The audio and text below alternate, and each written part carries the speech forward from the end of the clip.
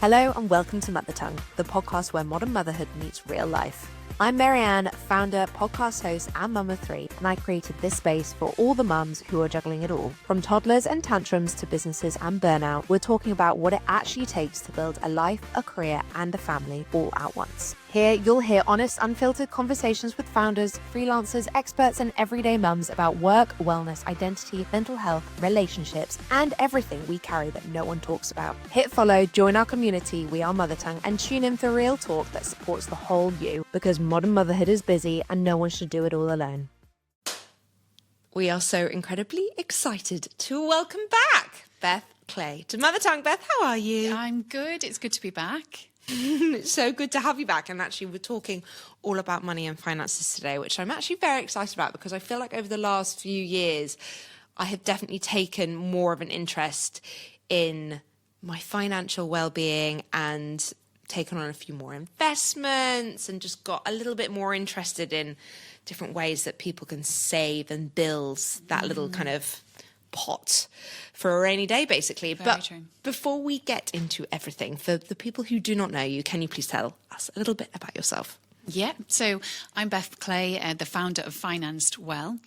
So I've developed a platform and a coaching business very much focused on helping people develop a healthy relationship with money, very much leaning into the financial wellness space. I know we'll come on to this in a bit more, but really helping people to understand a bit more about the psychology of money and the emotional side of money as well. So a lot of what I do is going to corporates.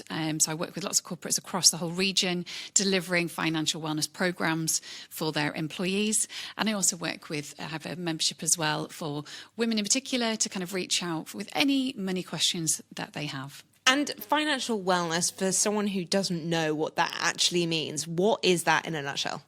So as all things in life, we have social wellness, mental wellness and physical wellness. Yeah. And this is a new pillar that psychologists are come to terms with, is this financial wellness. And essentially, it's the one pillar that elevates everything else in your life, because financial stress impacts every single area of your life, from your physical to your social to your mental.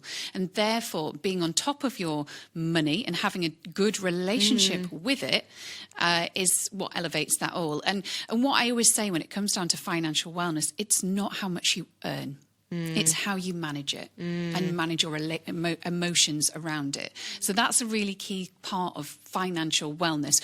But it is quite a niche topic. It's quite a new area. And particularly, as I said, a lot of psychologists are having people present with more and more financial stress areas. And therefore, it's becoming this huge area that's really like exploding for people to get on top of. Yeah.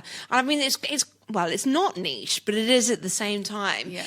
Was it through your own experiences that you thought maybe I should look into this a bit more, or what was it that kind of led you down this path? So everyone always asks me this, but so I'll give you a bit of background. I used to work for the UK government for about 13 years, and a lot of what I was doing was communicating around economic policy, and through that, obviously there were big kind of public awareness campaigns across all areas of economics. But what I was really seeing at the time was just how emotional money is, and the way that I kind of explored and dug deeper into it. And yes, there is the financial literacy part of we need to understand how to manage money and all this. But really what was coming out more and more, and I guess I have my own experience really of how much our emotions are tied to money and how much we tie our self-worth to our financial worth. And really exploring a lot around that and digging deep into the research, I was so fascinated about it. And I thought, I cannot be the only one that feels emotional when this happens around money and you know, how we are so affected by any financial decisions and how it impacts every area of our lives. So that's what I've set out as my mission, really, to just help people understand a little bit more around what's going on here. Why are we afraid to have those conversations around money? Why are we afraid to ask for more money? You know, all of these different areas that impact every single area of our lives. And that's really what I've kind of set out to do and explore more on. And I mean, have you ever had your own difficult relationship with money? I would say, yes, I have. And it's not from anything alarming or anything like that. I think when I spent time kind of digging out, because I've always been quite strategic with my finances, I understand, you know, how to manage it, budgeting, saving, investing, all those different things. But I did realise how I was impacted when, I didn't negotiate for certain salaries, or when money, like the scarcity element. Yeah. And I catastrophized a lot around money. Yeah. And it was that sort of thing. And I really dug deep into, where does that come from? Where have I had this? And I think a lot of it, and what we don't understand is, as all areas of our lives, a lot of it is from our kind of childhood and our external influences that have impacted us. And losing my dad at quite a young age, and I guess the way that he was around money, which he was so good, but he also catastrophized, and I guess probably picked up some of that scarcity mindset as well. So it's really interesting. I've been on my own money journey, so as to speak, to really understand why I feel a certain way. And, my relationship has changed over the years. I'm less stressed, even though, I looked at I could have my rainy day fund and everything was all set out, but I'd still feel scarcity. Yeah. And it's really interesting because I never understood why. So as I said, yes, I've been on my own money journey, and I therefore help people understand where theirs is coming from, because a lot of us can't put a finger on it. Yeah. And it's only through digging deep and understanding that, our parents were a certain way around money. And actually, that's what I often find when I do a lot of coaching particularly with couples, because you often find one person in the relationship will be one way and the other one will be more conservative. Yeah. And actually, it's kind of that causes a lot of like imbalance. So it's understanding where were their backgrounds, so how's that kind of come to light, and how are they? That's what I really love as well when I've kind of worked particularly with couples, to show them that it's totally normal. Like we blame the other one in the party often for being too frivolous with money or too tight with money, but actually there's a lot more beneath the surface of the way that they are acting around money. For sure. And I mean, you mentioned there that you've always been very good with your savings and everything else. I don't know if the same was for you, but definitely within my friendship circle, we kind of grew up not being educated about money. As in, my parents always worked extremely hard. They have an amazing work ethic, and they were always like, money doesn't grow on trees. Yep. But when it came to managing our money, I didn't have a clue about anything, any form of like high interest savings, stocks and shares, anything. They never, ever educated me on how to make my money work for me, essentially. How did you teach yourself all this? Is it something that you got brought up with, or did you become more curious as you got older, or was it motherhood? I would say curious. I would say, as I said, I explained it like losing my dad, so lost him quite suddenly at the age of 17, and I'd always observed the way that he was around money, and he was a financial director of several firms. Like he was very much in the stock market. I remember him in the hallway in our house, like on the old IBM computers, like checking the stock market every night. Like I was brought up with these terms, but never felt like needing. I needed to know about it, and so obviously, his work ethic, but also his financial mindset, I kind of absorbed a lot of that, and very much, in my early 20s, yes, I probably was a little bit frivolous with money, not too frivolous, but I enjoyed life, and I made the most of it. But at the same time, I was always... it was funny, like friends of mine always will say I had like so many notebooks with budgets on them. Like I loved a budget, always. Wow. I still probably have them in an old drawer somewhere, like budgets upon budgets upon budgets. I was so good at sticking to a budget and managing money. It's just something that I guess observing from my dad and the way that he was able to kind of manage the household, because my mum wasn't working at the time. And so for me, I kind of absorbed that and really have always got through life with these like handwritten budgets until now. Obviously, it's on a spreadsheet. Love this. I would say that always helped me give that structure. But yeah, I mean, you're totally right. Like when I got to motherhood, obviously thinking about more about, I was obviously teaching myself around investing and finding ways to kind of do low risk investing, but obviously like easier types of investing platforms to kind of tap into. But yeah, definitely motherhood changes that, because it's no longer about you, and ultimately you're thinking about their future and your family's future, but also thinking about there is still that element of being conservative, but also taking a little bit of risk to grow your money at the same time. So yeah, I would say all areas of my life really, and just different chapters in life add a new element in terms of that, and definitely curiosity plays a huge part, and that's where the stage of life I'm in at the moment is exploring, but more the psychology part of money that I'm so curious around. Yeah, I mean, it is fascinating, and it's something that I often pick up in myself, because I can go through waves within a year of being more stressed financially and being less stressed financially. And I always find it really interesting because like my income doesn't really change loads over the course of a year. Like it's quite steady. And obviously sometimes outgoings can change, but really, if I take a step back and look at my situation, I mean, we're not flush for cash, but we're okay. And I always think it's really strange how I go through these periods of being so stressed about money, and then other periods when I'm like, yeah, I'm just throw 100 dirham here. And I really want to get a hold on that in my life because I think it is quite toxic. My husband seems to be pretty level. I just seem to be the neurotic one. You mentioned there, you know, a lot of it is linked to childhood, and you know, we kind of need to start unpicking that as an adult. Where do you think is a good place to start with trying to really dig deep to understand why we can be neurotic or scared of money? Yeah, so the first place is awareness, Yeah. okay? So it's recognising when money comes up, how am I feeling around it? What happens? What emotions come to the surface? So it's very much that awareness piece, and recognising when perhaps, like I say, if you're in a relationship and the other one decides to have a money conversation, address the budget or paying the bills, how do you feel in that moment? Because for many people that I speak to, they're like, either shut down those conversations, don't want to talk about it. It brings back too many scary memories. They associate it with many other areas in their life. But it's only when we take a step back and acknowledge that awareness around why we feel a certain way when money is brought up. And what are the triggers behind that? So the important part, first of all, is to think, when money, every type of money decision or any time that money is brought up in my life, how am I with it? Am I neutral at various parts? Or when people ask me for money, how do I feel about that? What does that then trigger? Because, and it's then recognising then, particularly as a lot of times we do associate our self-worth with our financial worth. Yes. So if we are in a sense where someone's not going to pay us more money, or they deem us not worthy of that sort of money that in our minds, that then will then trigger something else where you may have felt unworthy in other parts of your life.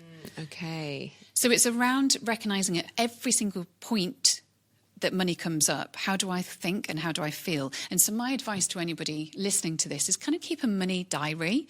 Like, I know it sounds a bit funny, but really just note down, just be aware, even if it's a notes in your phone or something like that. Just be like, oh, I shut down that conversation with my other half around money. Don't want to talk about it because I'm scared of that this might come out, or he might want to do this with that money or anything else. And what is that then telling me? So it's really a question of kind of acknowledging it, digging deep, and then thinking about when of the other times of my life when I've felt that way. And if it is that, you know, as I said, if you're in a relationship and you recognise that something's coming up that you don't like, is that something you've observed from childhood, the way that your parents were around money, the way that they might have not talked about it, or the way that you may have seen your father get into loads of debt, which I often hear from lots of clients that this does happen, and therefore they don't want any risk taken in the relationship. So there's a lot. It's a lot to unpack. You can't unpick it overnight, but the important part is keep a diary and understanding what emotions, what triggers are coming up, and maybe then thinking about what's exploring that underneath it. Because one of the other things that, and it could be something, it doesn't have to be as deep as like, oh gosh, this could be a childhood trauma like that I'm needing to address, like, you know, but it could be a question of, sometimes I work with clients who are like on Thursday night, for instance, Thursday night in the week, and they literally impulsively spend, get home and just buy random, a lot of times it's random Amazon orders. So they will literally get on and just buy loads of stuff from Amazon. And then it arrives in the house and the next day, and they just put it to the side, and they never use it. They don't need it, but you can't obviously take it back. This happens. Your face. You're like, really? Does this happen? This happens a lot. Wow. And so, yeah, people on a certain thing will trigger that impulsivity in that moment. So And oftentimes it could be a small thing of Thursday's my worst day of the week. I have really difficult clients. I feel shit about myself. Yes. Actually, all I want to do is impulsively buy a load of stuff, and that's going to make me feel good in that moment. Yeah. Because the endorphins go in, and then what then tends to happen is obviously the next day when it arrives, then we feel guilty and like, oh, I shouldn't have done that. Why did I do that? Oh, I can't take it back because that's too much more hassle. So this is almost sometimes a spiral that people get in. But as I say, it could be a simple thing of, okay, I know Thursday is my worst day of the week. Yeah. Rather than impulsively spending whatever, I'm just going to spend that money on a yoga class or something else that will make me feel good. Yes. In that moment. But it's, as I said, it's more recognising those moments in our lives and what was sitting behind that. Why they're caused. So interesting. And do you think motherhood has made you more cautious about money or more ambitious? And do you think women become more cautious or ambitious about money when they become parents? So it's really interesting. I would say motherhood. So I am ambitious as my own self. Yes. I've always been quite ambitious and taken risks in life. But in terms of my finances, yes, I guess I am cautious to some degree, of course, because it's no longer just you. You have a family to support. And so I perhaps don't take the investments that, perhaps would, there's a potential to get even more money just on the safe side. So I still am safe in certain investments and more kind of thinking long term and cautious in the sense of making sure that there are pots of money ready for the children and for us for rainy days and things like that. But I would say ambitious in terms of we still want our money to grow for us. Yeah. And we still want to take risks, but managed risks, and ones that we can control. And that's an important part as well is oftentimes what are the areas of your finances that you can control? And ideally that would be most of your money, right? And the reason I'm saying that is oftentimes we outsource someone else to manage our money for us, and that's when sometimes that level of control we don't have, that can cause more anxiety. So it's just about being mindful of what would make you feel comfortable and in control of your money. So that's some of the things that I've kind of battled with. Yes, I am ambitious, and certainly in areas of my life I 100% am as my own person, but equally with my money I kind of have more of a conservative kind of approach as well. For sure. And especially when you're thinking of people's futures, there is an element of caution that comes with that. I wanted to now ask about men and women and the different approaches that there are to money, because I do find that men find it very, very easy to talk about money. And I would say I'm quite open about money. I like talking about investments. I like talking about not necessarily money, but I like talking about good investments versus bad investments. And I would always have those conversations with male friends of mine versus female friends of mine. I think as a female, we I don't know, it's this weird kind of wall, as it were, that I feel like woman to woman, we don't like to talk about money. It's almost like taboo and also a little bit shameful. And I sometimes make out that I might not earn as much money as I do to my female friends because I'm a bit embarrassed, which I think is sometimes a bit ridiculous. Why are men so much better about talking about money than women? So I think a lot of it comes down to the emotion that we attach to it. Okay, so you're right in terms of men are more open about how to manage money, how to make it grow, how to take risks, and very much detach emotion from it. As women, we often attach more emotion to money, so that fear of being judged. And that's very much what you're alluding to there is like, will I be judged for not earning enough? Will I be judged for earning too much? Will I be judged for not having the things, or feeling shameful around money if I don't have set up those investments, or I don't have what they have? And how will I feel if I talk about it openly and then get criticised for not doing the right thing? So I think generally speaking, women attach more emotion to money than men. And that's why a lot of times we avoid those conversations for fear of, as I said, will they think differently of me? Will I be classed as something else, or will that change our friendship? So that's where very much, I think a lot more of that emotion comes through. Whereas men are very much, can be more Yeah. I mean, ultimately, what we often find and research has shown is that men elaborate on how much they make and how much. Really? Yeah. So oftentimes there is research that shows that men exaggerate slightly the situation for obviously more of a pride perspective. Yes, sure. Now that's generalising, and there is a lot of research behind that. But you tend to find that's how, in general, we are certain ways around money. I would say, generally speaking, my observation the last couple of years, I think women are more definitely up for learning more around money and passing on what they've learnt around it, whether that's from investments through to new ways to save or this, that and the other. And I think we're wanting to share and support others. Yes. So that for sure, we're definitely seeing a change in that. The more open we are, the more information that's out there, we are absorbing a lot more of that and willing to kind of talk about it and, you know,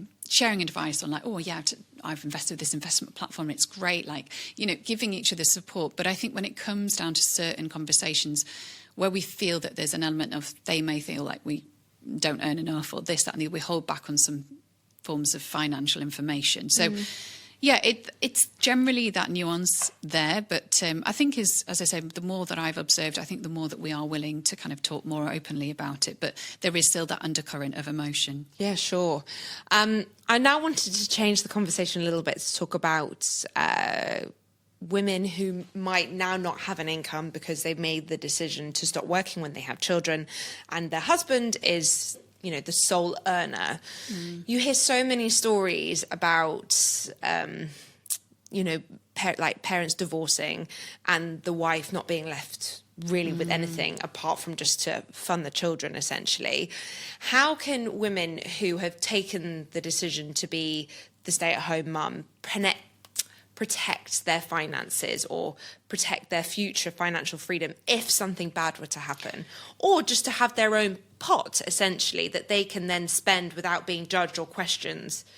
Yeah, it's a really difficult one, and you're right, in this region in particular we see this come up quite often, and I certainly have seen it amongst others and friends of mine as well in the past where they have been given the credit card and then they've been separated and ultimately that's then stopped, or the amount that they would get through the credit card has been hugely reduced and they're left with nothing. And it's a really, really tough position to be in. My advice is always, if you can, to make sure that you have your own current account. So even if you are married in a relationship, that yes, it's great if you have the joint account for bills or the essentials, but ideally if both of you can, and even the person not earning has the opportunity to have their own bank account. That is always helpful to make sure that happens. And it's a question of saying, listen, like, and I've seen this worked in other relationships as well, where people say, can I manage a certain part of the bills? I want to feel like I can pay these things. Yes, of course, it's your income that's coming in to support us, but allow me to have still some control of paying those bills. So you're still having that element of control, because a lot of times when this happens and the husband takes all this financial decision making away, that does make us feel like quite hard inside, and it's really difficult to deal with. So if there's an element of keeping a separate pot and making sure that you are almost paid an allowance or a certain amount of money. And oftentimes it works if it's almost like a little salary that you get, you know, and that's yours, and something you can still own and have that as something you can control of your own. And I think that really helps, and definitely helps in relationships.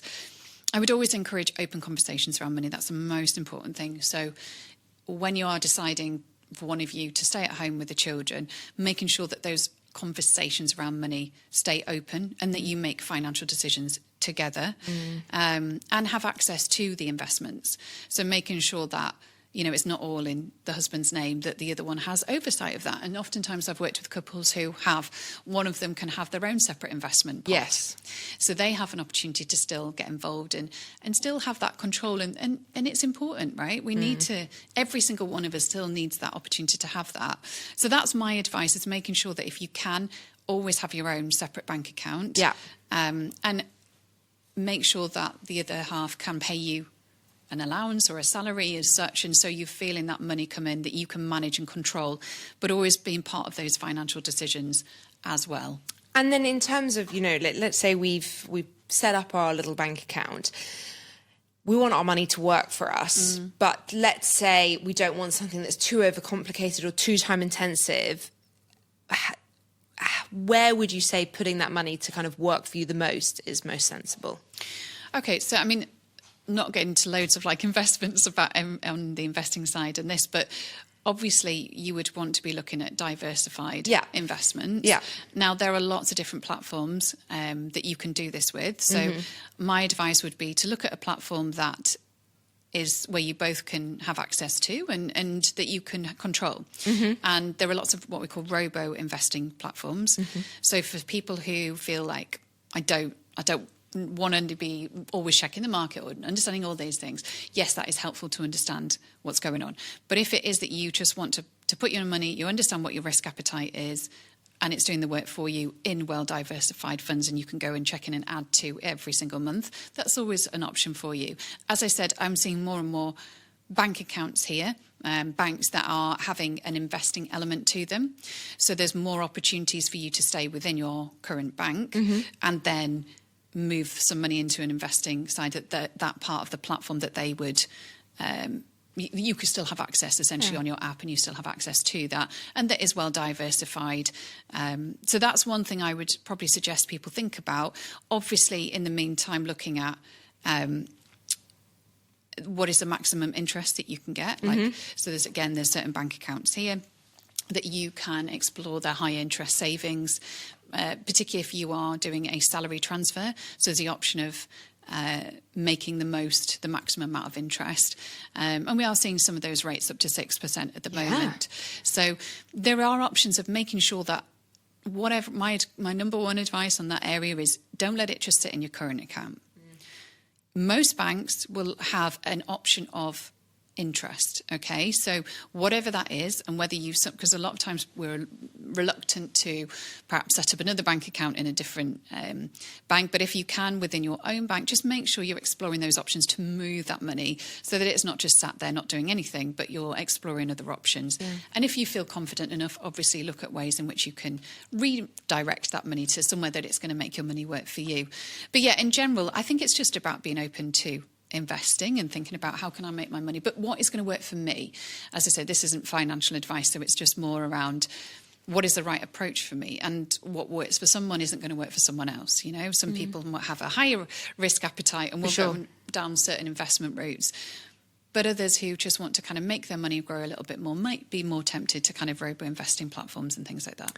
Yeah, and I mean, Sawa, I think, is quite a good one here that I've used quite a bit. And also on the interest rates. I mean, again, my knowledge on that for such a long time was so limited, or essentially non-existent. And I can't believe I wasted so many years having my money just sit in a bank account not doing anything. WEO has really, really good investments, interest rates, as does Mashreq. Is it Mashreq? Yeah, Mashreq. But now I feel like I've got like loads of different bank accounts, which I probably need to tone down just a little bit. We touched upon it earlier that women, especially mums, you know, they feel a lot of shame around their lack of knowledge and understanding of this space or money in general. If they could learn 5 things today, what would those 5 things be? Gosh, 5 things. 5. You can have 3 if you want. Okay. Well, okay, first of all would be read up about it. Okay, so find resources, or whether that's podcasts, to, if you are interested in changing your mindset around money. There are so many books, really good books out there for you. Psychology of Money being one. Yes, it's a great book. Friends That Invest being another one. There's lots of different ones that you can look online and try and find out what works as a book that I can just sit down whenever I have a moment. And if you don't have time, because many of us don't, try and find podcasts. Again, there are so many money podcasts out there where you can listen to, and just in small segments, just every day, just take 5 minutes, 10 minutes to just listen to something, improve your knowledge, just every single day a little bit more. If that's something you've decided by, you know, the end of this year, I want to change my mindset around this. Also, there's lots of different courses that you can do. So you could do an learn to invest course, or workshops. There's many different things that you could just take one little thing to learn and improve your skill set around that. So that's the important part that I would say.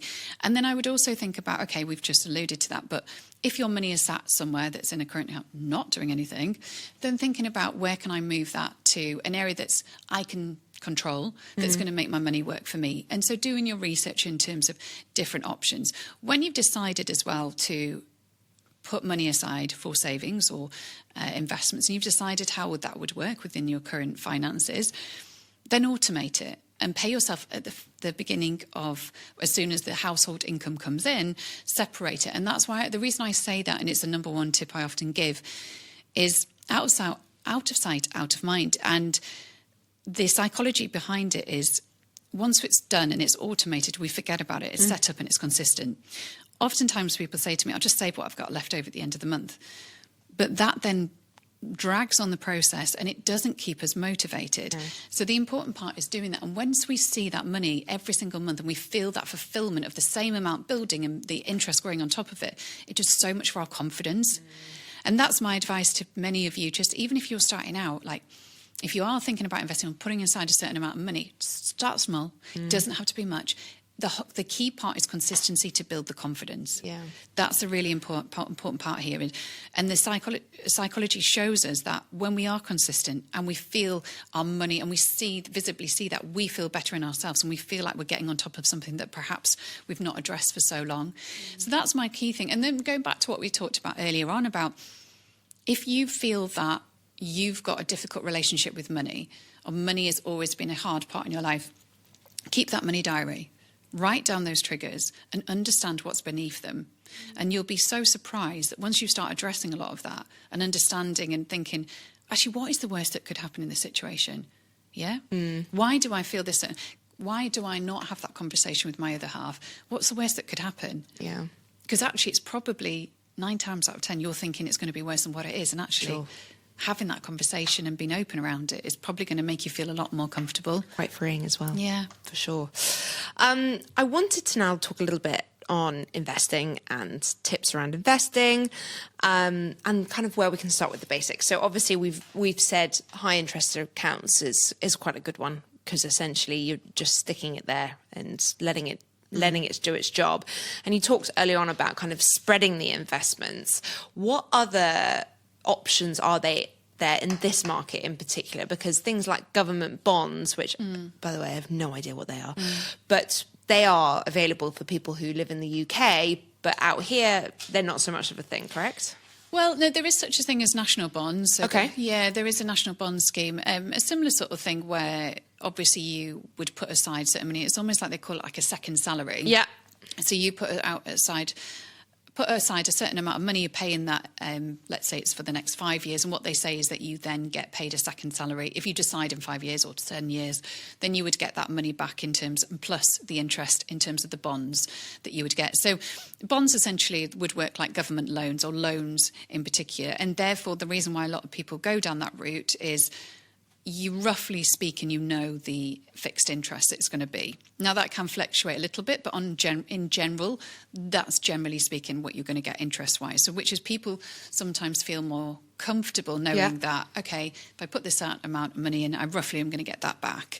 And what, in general, is the interest on things like this? It fluctuates. It can be between 3.5%, 5%, up to 6%. So again, it depends. I couldn't give the exact numbers, but roughly speaking, you're probably looking at that at the moment, as I said, you've just pointed out, obviously, that there are certain bank accounts that have higher interest rates than that in terms of your savings. So it's up to you. I mean, a lot of people feel that they like to be part of a structure that forces them to put aside that money every month into something like national bonds, and they say, right, for the next 5 to 7 years, that's almost acting a little bit like it might be my pension, or like 10 years time, because obviously in this region in particular we don't have pensions. No. So that could be a pension pot that I decide to go down that route. So that's something here we've talked about. Obviously we've mentioned there some of the investing platforms that are available to us. And then it's just about thinking about other times people might want to get into real estate. Yeah. And obviously the challenge with the real estate market is we need that huge, often a big deposit. There's lots of fees, there's lots of things involved. And when you're starting out here, or you're still developing in your career, that's not always possible for people. But the challenge is we see so much opportunity in real estate and think, how can we get on that bandwagon? How can we just get a little bit into that? And so there are a series of, again, real estate platforms that allow you to invest a small percentage into a property or a fund. So that's something to explore as well, because for some people, they may feel more comfortable. They know real estate that feels tangible to them. That might be something that they decide to kind of explore. But again, my advice is always do your research, always look into kind of take lots of advice around that, and just make sure that it works with your risk appetite as well. And loaning money. I think, again, you know, with credit cards and the ability to get loans quite easily in this country. I mean, I get phone calls all the time from the banks being like, do you want to loan some money from us? You know, it's kind of, you get this interest rate. What are your thoughts on loans, and how many loans would you consider too many loans? Oh gosh, you're absolutely right in terms of it is quite easy to get loans out here, and what you often find is when you apply for a loan, a credit card's chucked in as well, and all of a sudden you've got all this amount of credit available to you, and that's where the challenge lies, because we ultimately, it's almost like free money, and it's easy to kind of, you know, okay, well, I'm going to take out this loan, this loan, this loan, and all of a sudden we're racking up a lot of debt. Yeah. You need to trust yourself with this. And this is where it comes down to the same thing as credit cards as well, is like, how do you trust yourself to pay it off, and how does that work within the current salary that you have and the income that you receive every single month? Like, if you're feeling like your loans are taking more than 20%, 30% more onwards, then that's not going to be realistic for you. You know, it needs to be manageable within your salary, and thinking about what is the reason I'm taking out that loan, because many of us perhaps will take out a loan to, usually speaking, it's generally to have like a car, and we need to get from A to B, and actually that's going to be easier for us than paying a huge lump sum down to buy another car or getting taxis everywhere. But it needs to be realistic to you and affordable, and that's the most important part, is really doing the maths of, okay, if my income was to drop for whatever reason, can I afford to still continue paying this loan? So that's a really, really key part to kind of look at. The other thing that a lot of people that we do see a lot happen is the Tabby, the Klarna, the buy now, pay later schemes. And this seems to be a big thing that people are using because it's so available, so accessible. But what I also say to people, like, yes, that haircut may feel more desirable if it's like 100 dirhams a month as opposed to 500 up front.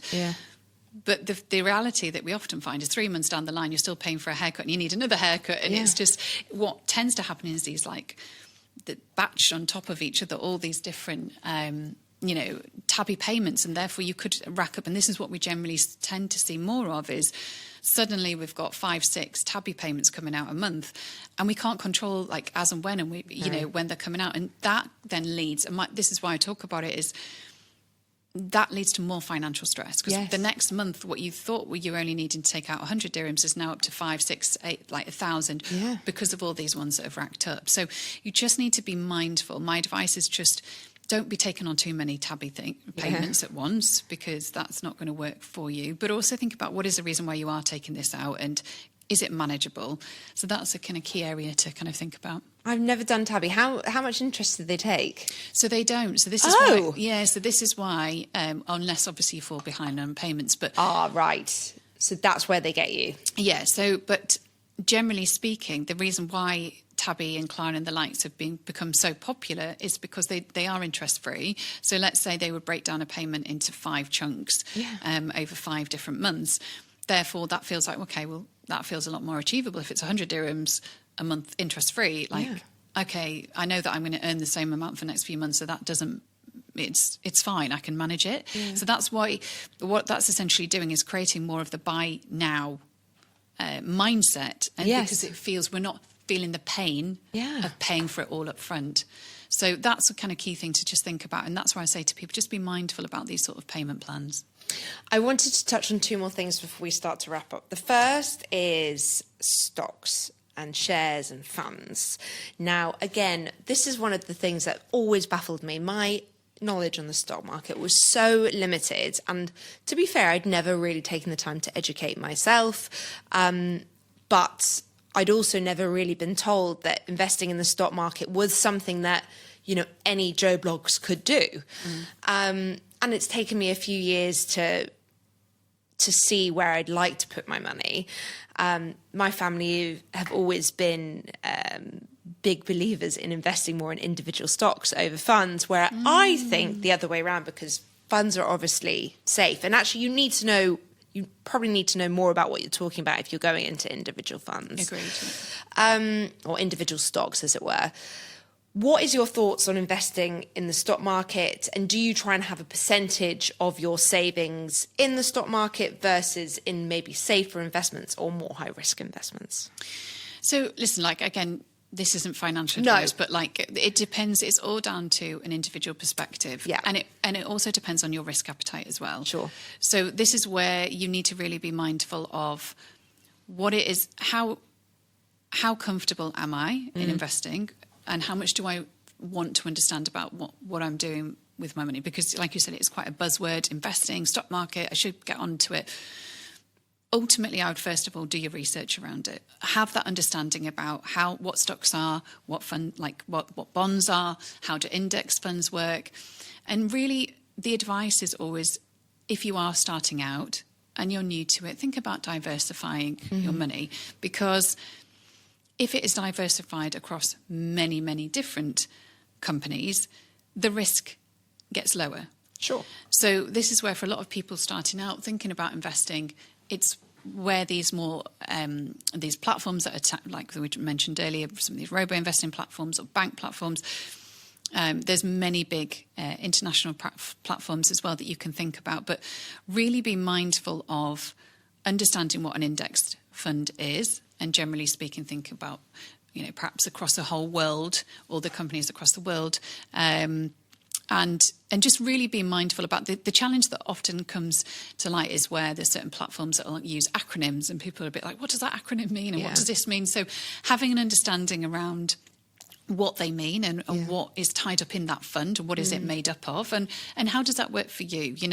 One of the things when I talk to people is often that, they're so confident, like if you are investing in one of the biggest funds, which is the S&P 500, that can, yes, we have seen strong returns on that one, but ultimately it is also tied to political decision making that we have seen, where there are dips and people then become more concerned when they see their money going down, and because you get used to that figure growing and then all of a sudden would get down again and growing again. So you just need to be mindful of all the external influences that could happen. But really speaking, a lot of people starting out, it would be thinking of that diversified approach. Again, it's up to you. I mean, in terms of individual stocks, yes, there are certain ones that people might feel like, well, I know so much about that company, I feel more invested in it, I'm going to invest some money towards that. As I say, it's down to preference, and it's down to your risk appetite. In terms of putting aside, I always talk about the 50-30-20 model, which is the 50% for your needs in terms of the money that you bring in each month. Yep. So that's your bills, your rent, mortgage, whatever. And then 30% for wants, so eating out, clothes, whatever it is. And then 20%. Now, it has to be quite fluid, because this isn't always going to work for everybody, but it's just a general rule of thumb that a lot of financial experts advise. Now, in this region, a lot of us would want to be saving more than 20%. Ultimately, a lot of us think, but for some of us, that's really hard to even get to 20%. Yeah. So it's just more about thinking, what is that 20% made up of? Yeah. And ideally, yes, you'll be putting some aside for what I call liquid funds, so your emergency fund, the money that you need to access tomorrow. Yeah. And then you could use some of that money towards investing should you wish to grow your money and think about that. So that's generally speaking, but again, it's not financial advice in any way, it's just thinking around that. A framework that may work for you. Yeah, I love that. We're going to move on to a quick fire now. Okay. Yeah, very easy, don't worry. What is one product you would swear by? Product is in... Any product that you love in your life. Oh, my Google Docs. Love a Google Doc, to be fair. Coffee or matcha? Coffee. One habit that makes you feel more organised or grounded? I would say my daily journal, my gratitude journal, Love every this. single morning. Favourite AI tool or app, and how does it help you?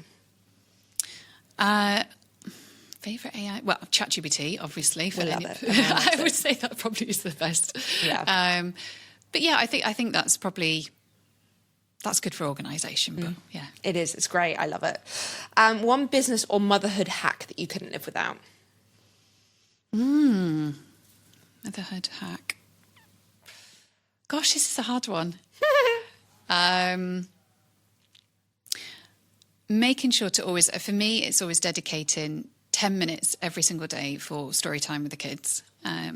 So at night time, whatever that is, I always make sure it's a number one non-negotiable. And I feel like just that one-on-one time with the kids in my busy day always helps. Yes. Oh, no, I think that's really nice. And then wellness ritual that is under 10 minutes? Probably my gratitude journal and meditation. And the single most powerful thing that has helped you either in your family life or business life? Meditation. I need to start this. I mean, I keep thinking, gosh, must start meditating. And I mean, I have the attention span of a goldfish, so here we are. Well, for me, I'm just thinking about, I mean, that's every night before bed. When I get into bed, that's my meditation, to just switch off my mind. Yeah. So I definitely recommend a sleep meditation because it does work wonders. Love this. And Beth, what's next? What can we look out for on the horizon, 2026? Well, lots of corporate wellness programs. So I'll be working with lots of companies coming to one near you soon. So definitely get in touch if you are in an organisation. I'm trying to reach as many employees across the region, developing as many financial wellness programs that work for you. And of course, always reach out. There's an option for low support as well. That you can have. If you've got any questions on your mind, I'm always here to help you when it comes to any money-related matters. Thank you, Beth. And where can people reach out and find you? Yep, so I'm on Finance Her Well on Instagram and Beth Clay on LinkedIn. Love this. Beth, it's been such a pleasure to have you back. Thank you so much for your time today. Thank you for having me. Hopefully we'll see you again very soon. Yes, see you soon. Done!